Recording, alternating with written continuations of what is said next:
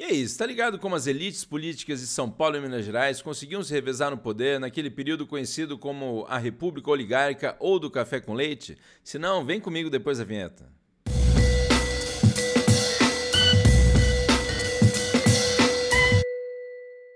É isso aí, sua louca, seu louco, aqui é o Prof. Elvis no História em Casa, nessa ondinha do saber.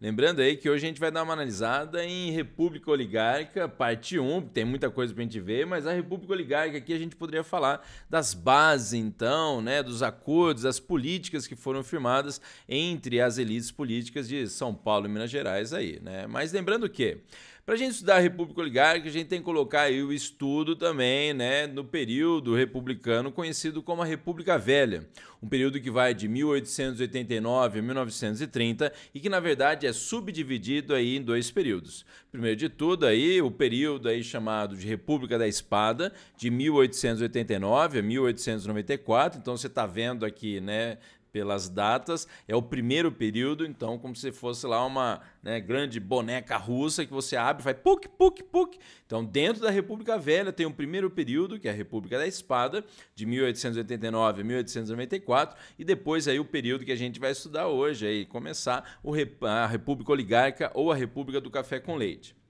Lembrando que esse primeiro, né, período aí, então, da República Velha, ele é chamado de República da Espada e vai de 1889, do golpe republicano, né, que acabou com o Segundo Reinado, com a monarquia aqui no Brasil, no 15 de novembro de 1889, né, e vai até 1894, quando você tem a eleição do primeiro presidente civil, e por sinal também paulista e fazendeiro e tal, que é o Prudente Moraes, inaugurando o período, então, da República Oligárquica ou do Café com Leite. Mas lembre que esse período inicial ele é conhecido como República da Espada porque ele representa então militares no poder e especificamente militares do Exército no poder e não da Marinha e nem muito menos aí, é claro, da Força Aérea da Aeronáutica, porque não tinha inventado ainda avião nesse momento. Mas lembra até, né, quando aparece naquela propaganda lá na TV, você jovem que completa 18 anos este ano, aliste-se. Aparece lá então o símbolo das Forças Armadas, a espada representando o Exército, um par de asas representando a aeronáutica e uma âncora representando aí a marinha. Lembrando então, a República da Espada são os militares do Exército no poder. Então não é a República da Âncora, porque não é a Marinha que está no poder, e nem muito menos a República do Par de Asas, que não existia ainda avião nessa época, né? Se liga no período ali. Né? Mas você tem o quê? Também pode aparecer pra gente que é a República dos Marechais, isso porque nós tivemos dois marechais aí, os primeiros presidentes do Brasil foram marechais, foram militares. Por sinal, tem aquela história que se fala de que a história da República no Brasil é a história dos militares tentando assumir o poder. Olha que coisa, parece que foi ontem, Adelaide. Mas lembrando essa ideia de que você tem, na verdade, a situação de que são dois aí marechais, a começar aí o Marechal Deodoro da Fonseca. Que barba linda, maravilhosa, rapaz do céu, fazer um carinho nessa barba aqui, ó, dá pra gente fazer um abraço de barba aí, rapaz, de repente. Né? Você tem o Marechal Deodoro da Fonseca, que ele, né, liderou a deposição lá do Visconde de Ouro Preto, que representava o ministério lá no poder, né, no 15 de novembro de 1889, e o consequente banimento da família real, né, brasileira também aqui, e ele que foi então colocado como chefe do governo provisório dentro da República da Espada. Lembra que a República da Espada ela é subdividida em 3 períodos. Né, o governo provisório republicano, com o chefe do governo sendo o Marechal Deodoro da Fonseca, de 1889 a 1891.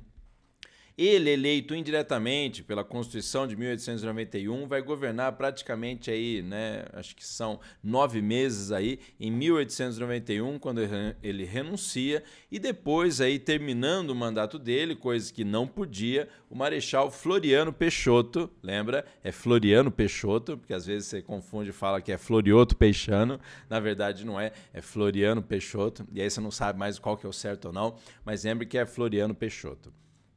E aí você tem de que o Marechal Floriano Peixoto assume o poder depois que o Marechal Deodoro da Fonseca renuncia, tem lá um contexto da chamada Primeira Revolta Armada, depois a gente comenta também numa outra aula e tal, mas se entende que o Marechal Floriano Peixoto, o Marechal de Ferro, então reprime oposições ao governo dele e termina o mandato do Deodoro, sendo que a Constituição falava que se o presidente renunciasse, né, nesse momento, a Constituição de 1891 estabelecia que se o presidente renunciasse, sofresse o impeachment, né, morresse e tal, antes de metade do mandato, o vice só poderia assumir se fosse para convocar novas eleições, não terminar o mandato. Se fosse depois da metade do mandato, depois de 2 anos, o presidente morreu, sofreu impeachment e tal, renunciou, aí o vice podia assumir e terminar o mandato dele, que não foi o caso aqui, né? Lembre que o Deodoro, então, depois de 9 meses, ele renuncia e aí o Floriano Peixoto assume e fala, vou terminar o mandato do cara. Os caras falam, mas você não pode. Eu vou fazer, não estou nem aí.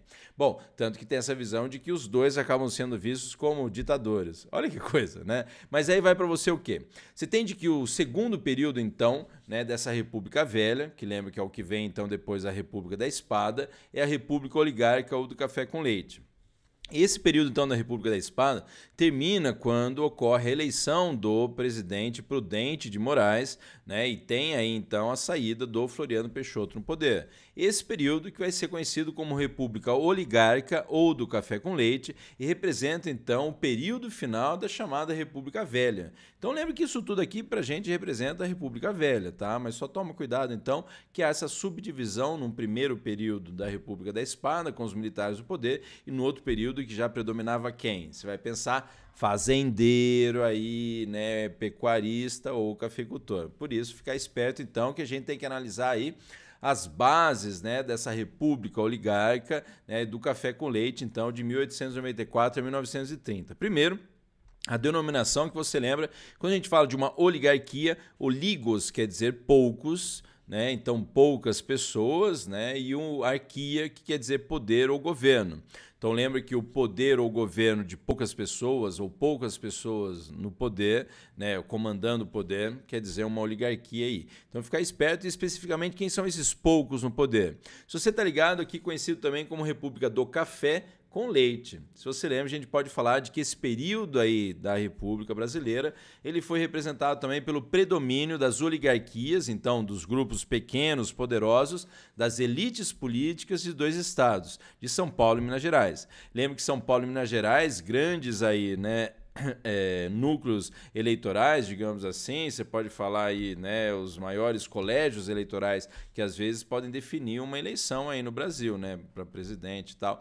Mas a ideia de que você tem, né, de que essas oligarquias, tanto de São Paulo e Minas Gerais, elas começaram aí a cada vez mais se revezar no poder ou basicamente colocar no poder quem eles queriam. Lembra que não quer dizer necessariamente só teve presidente paulista e mineiro, mas estavam no poder praticamente os, né, políticos que os paulistas, de que as oligarquias e elites políticas de São Paulo e Minas Gerais queriam no poder. Lembra então aí as elites políticas, os grandes fazendeiros de café em São Paulo, mas também em Minas, é claro, às vezes até pode aparecer como República do Café apenas, mas você tem então essa ideia também do leite, porque você lembra de que em Minas Gerais também, você fala, professor, mas não era para ser queijo? Pô, mas lembra que queijo vem da onde? Do leite, né? E leite é esse produzido lá nas fazendas pecuárias em Minas Gerais. Então ficar esperto nesse predomínio, nesse revezamento no poder das oligarquias, das elites políticas de São Paulo e Minas Gerais.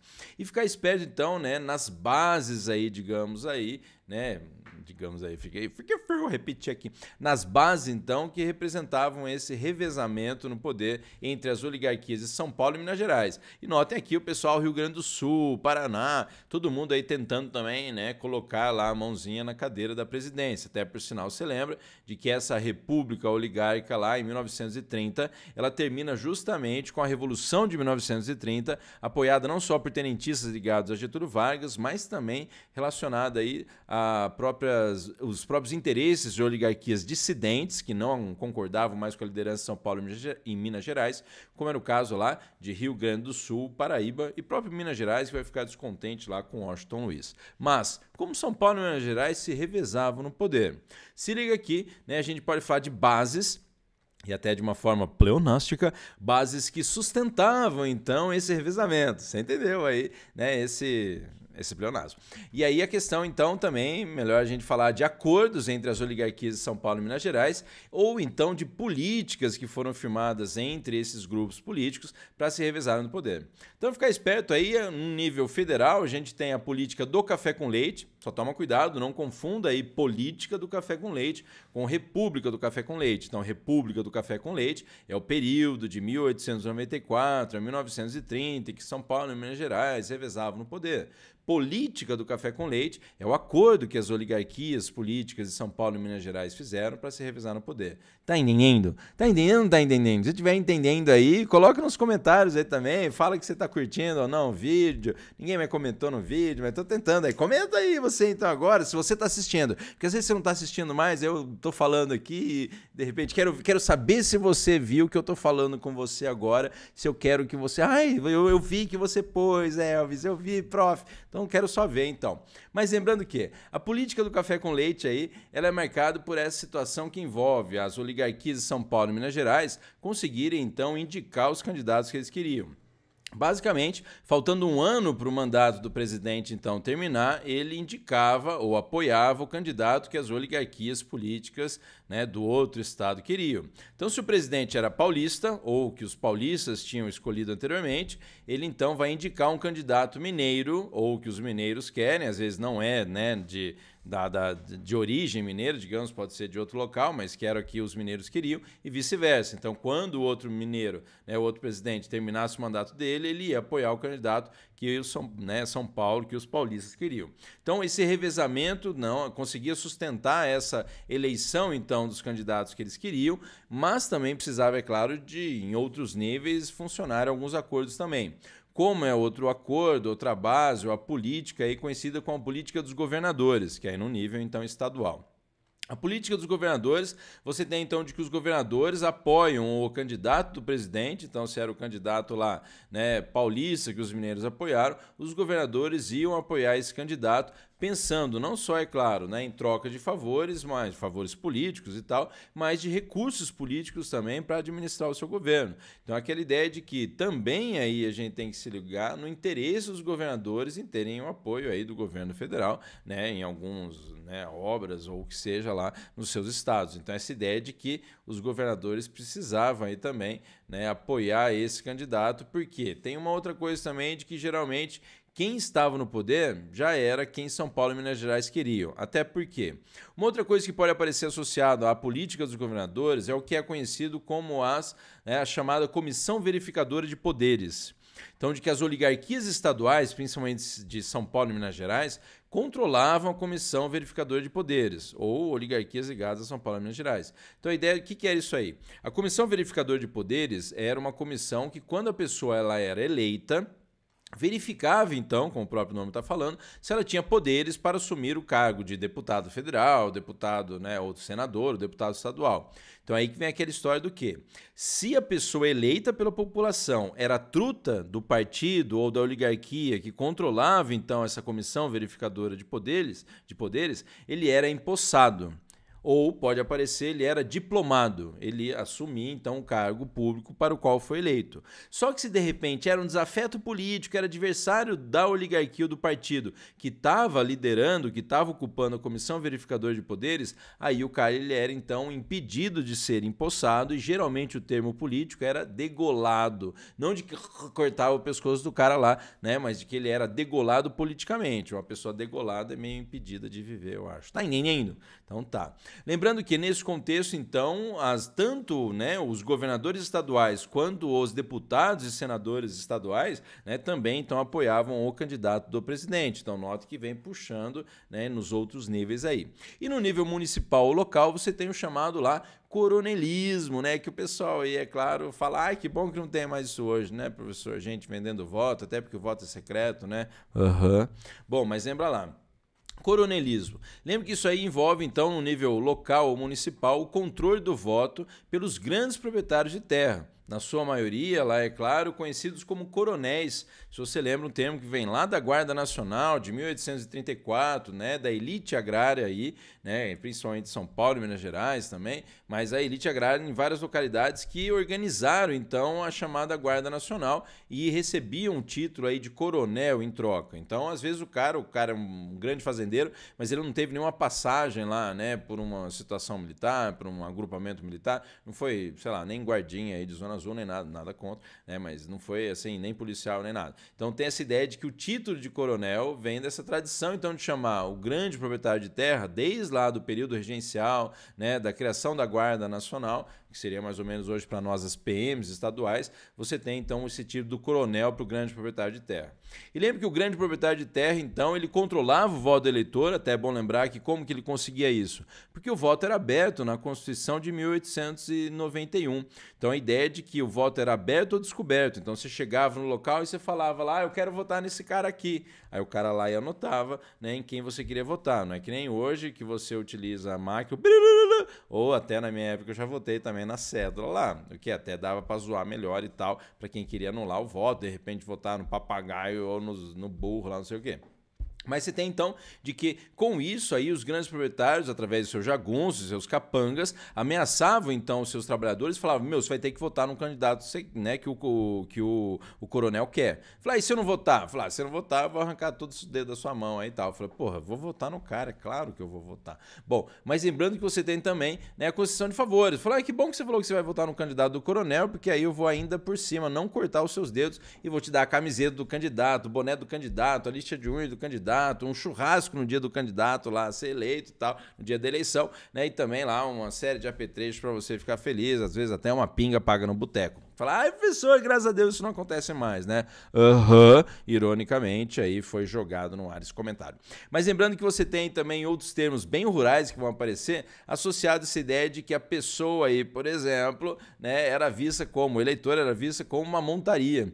Por isso, esse lance do voto de cabresto ser ligado ao coronelismo, né? O cabresto seria, então, né, o controle lá que você tem da montaria, indicando qual a direção que você quer, mas o cabresto aqui, no caso, para segurar, então, o voto do eleitor para a direção que ele quer, é ameaça de violência ou de favores, então.